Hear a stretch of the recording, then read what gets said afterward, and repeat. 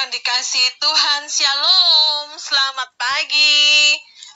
Saudaraku, mari saya ajak Bapak Ibu, saudara kekasih, kita satu di dalam doa sebelum kita merenungkan firman Tuhan. Kita berdoa. Terima kasih Bapa di surga untuk kebaikan anugerah, untuk hari yang baru yang Tuhan berikan kepada kami. Pagi ini Tuhan, kami mau mengawali hari ini dengan kami duduk diam di kaki Tuhan, merenungkan firman Tuhan. Bahwa kami masuk dalam perkenanan-Mu Bapa, dan sucikan, kuduskan kami dengan kuasa darah-Mu, Roh Kudus, urapi kami, dan bawa kami dalam kebenaran-Mu. Firman-Mu adalah kebenaran, dan kebenaran itu yang memerdekakan kami. Dalam nama Tuhan Yesus, berkati kami semua Tuhan, berkati hamba-Mu yang melayani dalam pemberitaan firman Tuhan. Dalam nama Yesus kami berdoa, haleluya, amin. Puji Tuhan saudara, pagi ini firman Tuhan saya memberikan tema, orang benar dan yang setia kepada Tuhan masih mengalami penderitaan dan kesusahan. Mengapa? Nah, mari kita buka firman Tuhan di dalam Injil Yohanes, ya. Injil Yohanes pasal yang ke-11, ayat 1 sampai 44. Nah, hari ini kita membaca Injil Yohanes pasal 11 ayat 1 sampai 5. Judulnya adalah Lazarus dibangkitkan. Ada seorang yang sedang sakit, namanya Lazarus. Ia tinggal di Betania, kampung Maria dan adiknya Marta. Maria ialah perempuan yang pernah meminyaki kaki Tuhan dengan minyak mur dan menyekanya dengan rambutnya. Dan Lazarus yang sakit itu adalah saudaranya. Kedua perempuan itu, yaitu Maria dan Marta, mereka mengirim kabar kepada Yesus. Tuhan, dia yang engkau kasihi sakit. Ketika Yesus mendengar kabar itu, ia berkata, penyakit itu tidak akan membawa kematian, tetapi akan menyatakan kemuliaan Allah, sebab oleh penyakit itu anak Allah akan dimuliakan. Yesus memang mengasihi Marta. Yesus memang mengasihi Marta dan kakaknya dan Lazarus. Saudara yang dikasihi Tuhan, menarik sekali firman Tuhan, yaitu keluarga Lazarus, Maria dan Marta. Keluarga Lazarus ini adalah keluarga yang setia, ya, keluarga yang berbakti kepada Tuhan Yesus. Terlihat dari ayat yang kedua di mana Maria ialah perempuan yang pernah meminyaki kaki Tuhan dengan minyak mur dan menyekanya dengan rambutnya. Keluarga ini cinta Tuhan.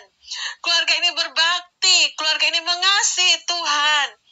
Mempunyai hubungan yang sangat erat dengan Yesus.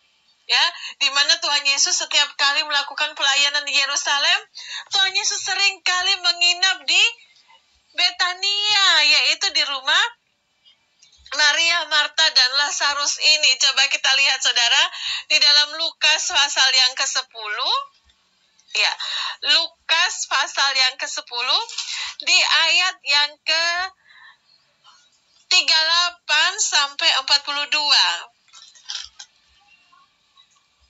Kisahnya tentang Maria dan Marta. Ketika Yesus dan murid-muridnya dalam perjalanan, tibalah ia di sebuah kampung. Seorang perempuan yang bernama Marta menerima dia di rumahnya. Perempuan itu mempunyai seorang saudara yang bernama Maria. Maria ini duduk dekat kaki Tuhan dan terus mendengarkan perkataannya. Sedang Marta sibuk sekali melayani.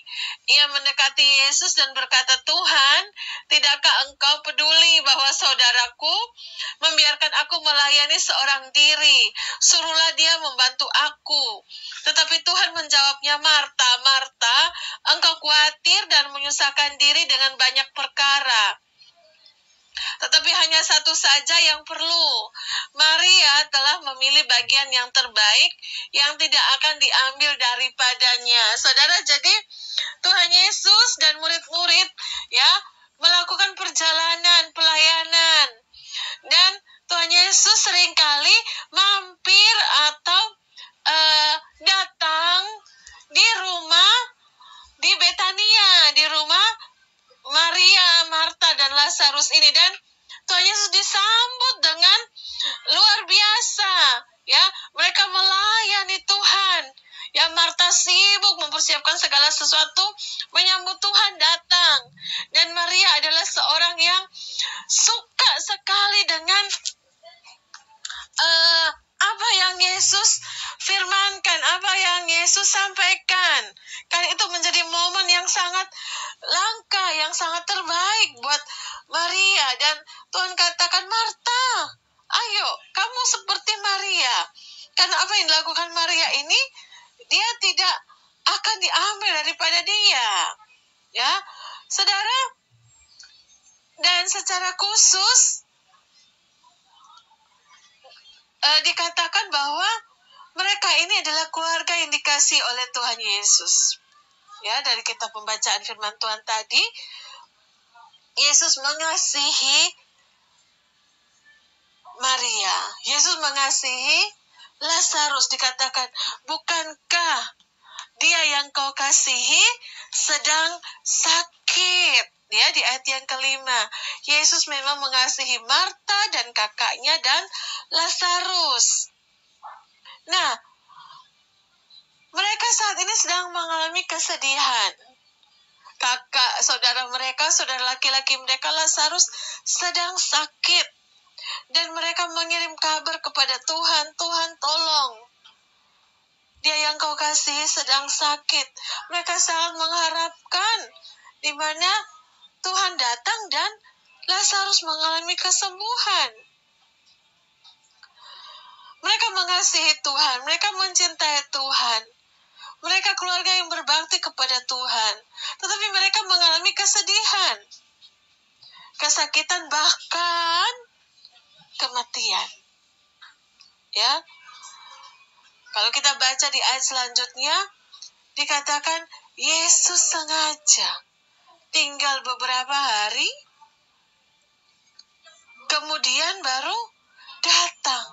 Tapi datang itu Lazarus sudah mati selama 4 hari. Nah, saudara, mereka mengalami kesedihan, kesakitan, dan kematian. Nah, hal yang sama juga seringkali juga terjadi kan, saudara, dalam kehidupan anak-anak Tuhan yang setia berbakti, setia melayani, sungguh-sungguh percaya kepada Tuhan, tetapi juga mengalami yang namanya penderitaan. Nah, saudara, maka timbul pertanyaan, mengapa orang-orang benar, orang-orang setia kepada Tuhan masih mengalami penderitaan dan kesusahan? Logikanya, lah kalau orang itu tidak kenal Tuhan, kalau dia alami penderitaan wajar. Tetapi ini kan orang yang takut Tuhan, cinta Tuhan. Apa Tuhan tidak bisa lumutkan? Kan Tuhan bisa, Tuhan mampu. Tapi kenapa hal itu diizinkan orang percaya mengalami hal ini? Saudara, yang pertama, karena akibat kejatuhan Adam dan Hawa. Karena akibat kejatuhan manusia di dalam dosa, maka penyakit, kesusahan, penderitaan, pertikaian, dan semua masalah di dalam kehidupan manusia itu terjadi. Dengan adanya dosa, maka manusia mengalami yang namanya penderitaan, masalah, bahkan kematian jasmani. Bagaimanapun terjadinya, menjadi hal yang harus dihadapi oleh setiap orang. Tidak peduli apakah ia pria, apakah ia wanita, apakah dia anak muda, apakah dia orang tua, apakah dia dari kalangan bangsawan, raja, atau rakyat jelata, dan lain sebagainya. Tidak peduli status sosial. Semua orang bisa, ya. Semua orang tanpa terkecuali menghadapi masalah. Nah, saudara, kita buka di dalam Ibrani 9 ayat 27. Ibrani 9 ayat yang ke-27. Firman Tuhan, dan sama seperti manusia ditetapkan untuk mati hanya satu kali saja, dan sesudah itu dihakimi. Saudara, yang kedua, karena apa? Karena adanya hukum tabur tuai. Kita buka ya di dalam Galatia pasal yang ke-6 ayat yang ke-7. Galatia 6 ayat yang ke-7. Firman Tuhan, jangan sesat. Allah tidak membiarkan dirinya dipermainkan. Karena apa yang ditabur orang, itu juga yang akan dituainya. Ada hukum tabur tuai. Jika orang itu kebut-kebutan di jalan, jangan salahkan Tuhan jika dia mengalami kecelakaan. Jika seseorang itu tidak mau belajar dengan rajin, jangan katakan itu adalah kehendak Tuhan bila dia tidak lulus. Nah, bila orang itu juga tidak menjaga apa yang ia makan, juga jangan salahkan Tuhan kalau ia mengalami masalah kekurangan uang, kalau dia boros kiri kanan. Karena Tuhan juga menggunakan yang namanya hukum alam untuk mendidik karakter anak-anak Tuhan agar semakin bergantung dan percaya kepada Tuhan. Pastilah anak-anak Tuhan akan menjadi orang-orang yang besar kepala dan penuh dengan kesombongan jika tidak ada hukum tabur tuai ini. Loss semua. Apa itu kan loss ya saudara. Ya. Nah, mari coba kita renungkan di dalam Pengkhotbah 7 ayat yang ke-14 ya. Kita ke kitab Pengkhotbah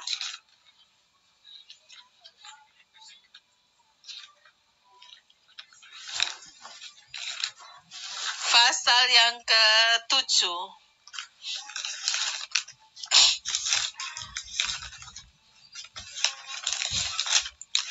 Ayat yang ke-14.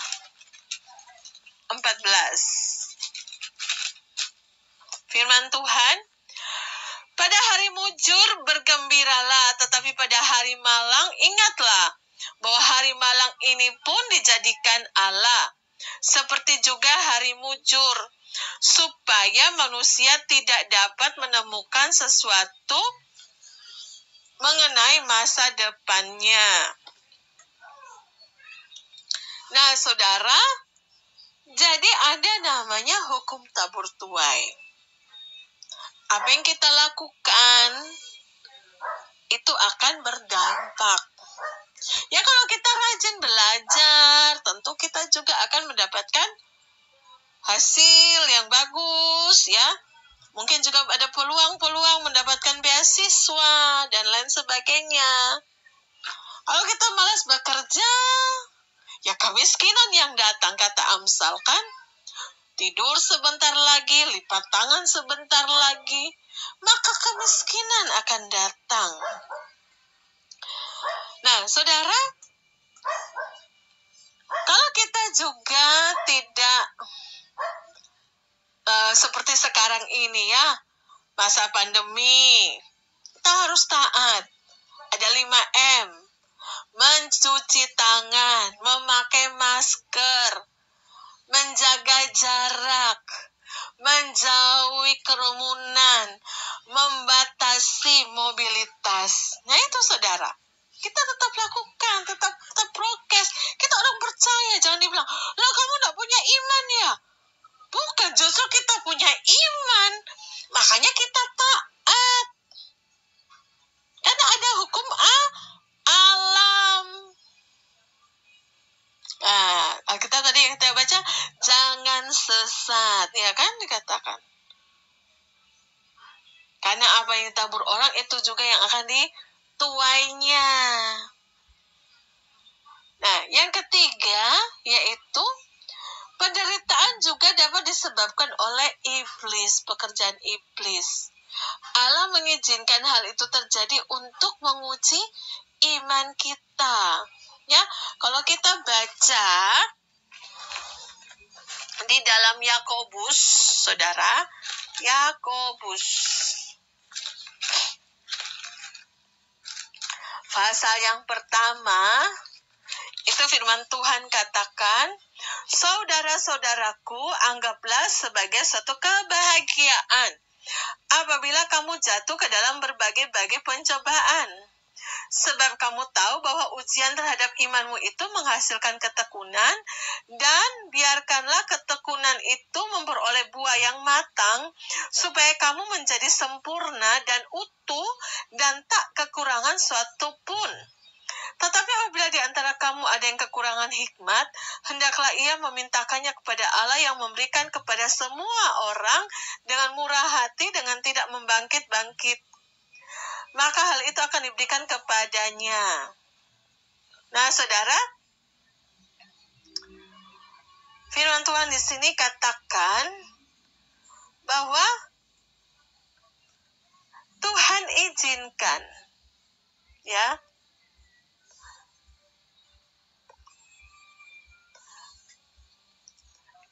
kita mengalami sesuatu, ya. Tapi Tuhan bilang apa? Itu adalah ujian terhadap imanmu. Karena kalau kamu lulus, kamu akan dapatkan ketekunan. Nah, kalau ketekunan itu sudah matang, kamu lulus, kamu akan dapat buah yang matang, dan itu menjadi sempurna, kamu akan menjadi utuh, dan tak berkekurangan suatu apapun yang baik. Saudara, Paulus, ya, Rasul Paulus yang dipakai Tuhan dengan luar biasa, dia katakan bahwa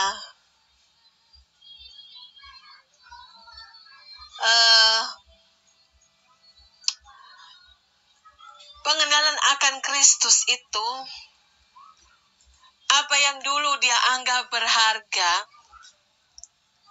sekarang dianggap sampah oleh karena pengenalan akan Allah.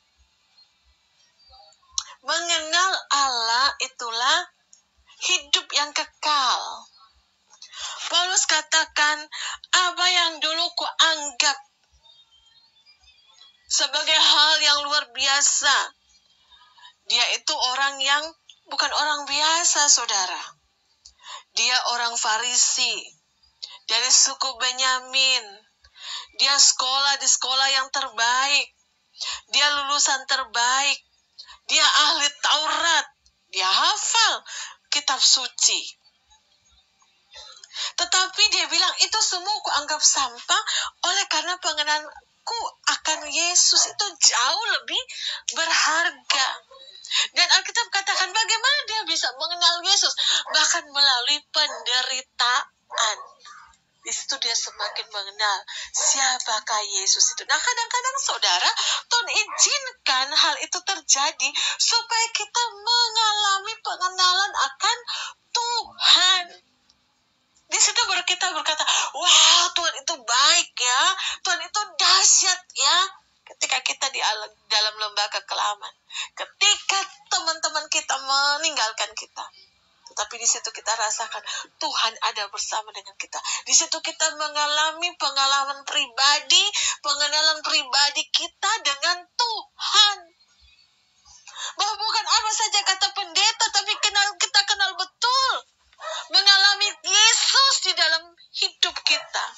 Saudara, kekristenan itu apa?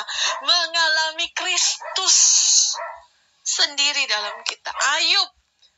Ya, saudara, kalau baca kitab Ayub mengalami begitu banyak penderitaan. Dan di situ dia katakan, dahulu aku dengar dari orang, tapi sekarang aku kenal sendiri, aku tahu sendiri. Nah, saudara, kadang-kadang Tuhan izinkan supaya apa?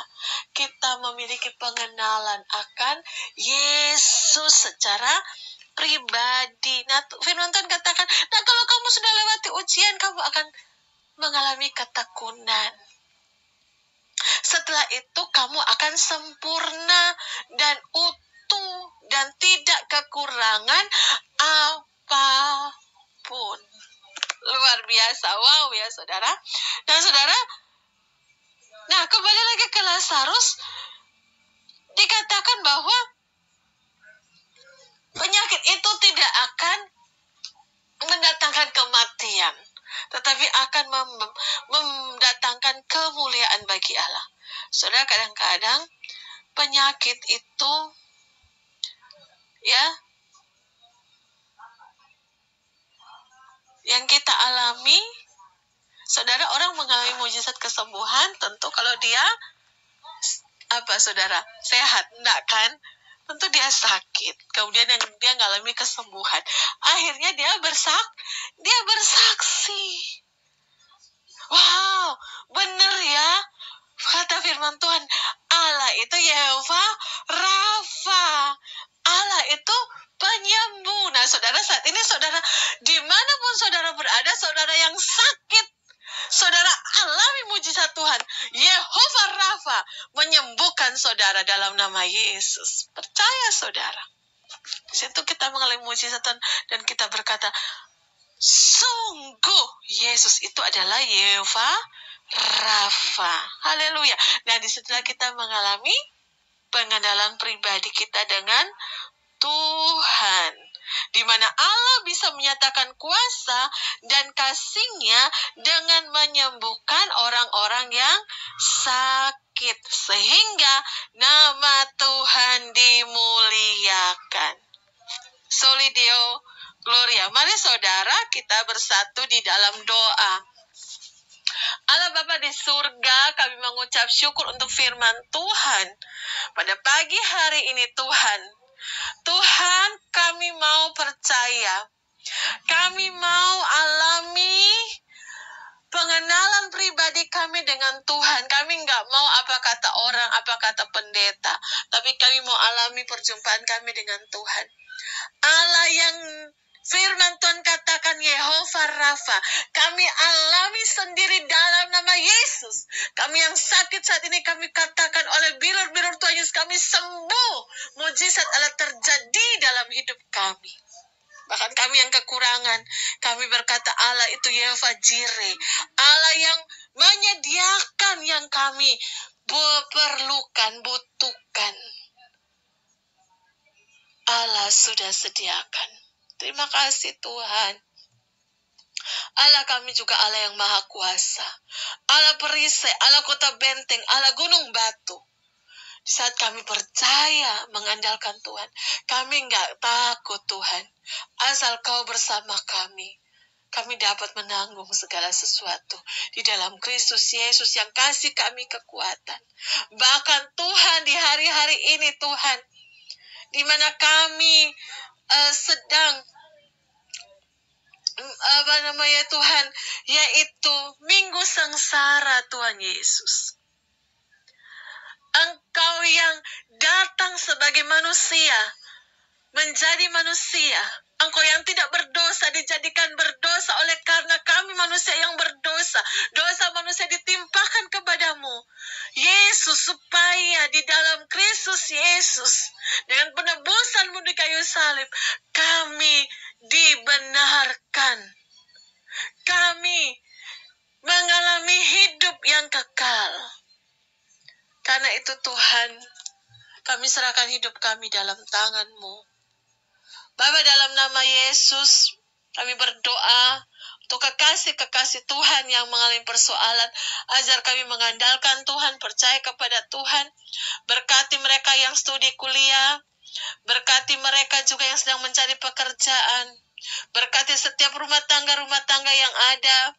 Berkati anak, istri, keluarga, pekerjaan.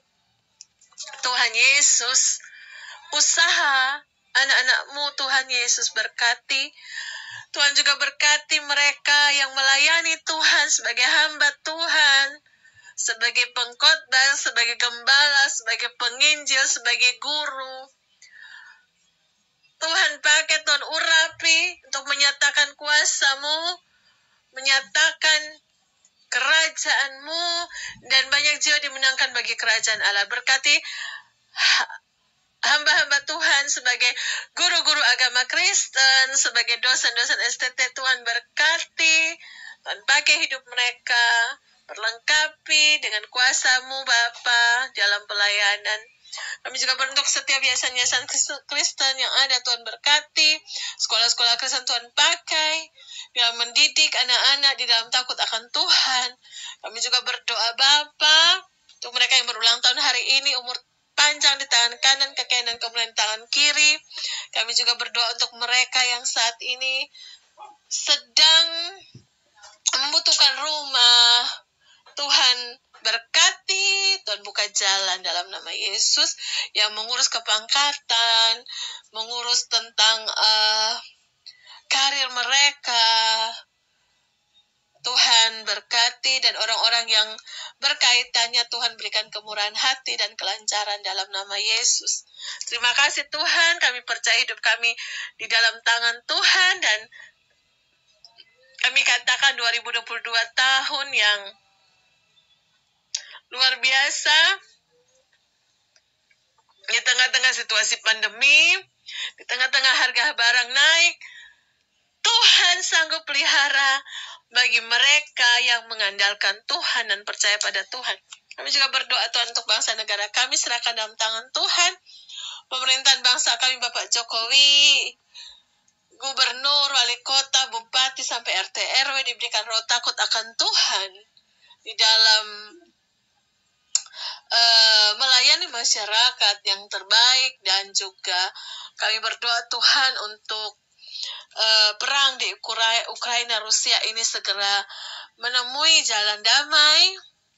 Kami juga berdoa Tuhan untuk sepanjang hari ini, Tuhan sertai dan Tuhan berkati kami semua. Terima kasih Tuhan, kami naik dan tidak turun, kami menjadi kepala dan bukan ekor, keluar masuk kami diberkati Tuhan. Bapa kami yang di sorga, dikuduskanlah nama-Mu, datanglah kerajaan-Mu, jadilah kehendak-Mu di bumi seperti di sorga. Berikanlah kami pada hari ini makanan kami yang secukupnya, dan ampunilah kami seperti kami juga mengampuni orang yang bersalah kepada kami. Dan janganlah membawa kami ke dalam pencobaan, tetapi lepaskanlah kami daripada yang jahat. Karena Engkau yang punya kerajaan dan kuasa dan kemuliaan sampai selama-lamanya. Dalam nama Tuhan Yesus, haleluya, amin. Selamat pagi saudara, Tuhan memberkati.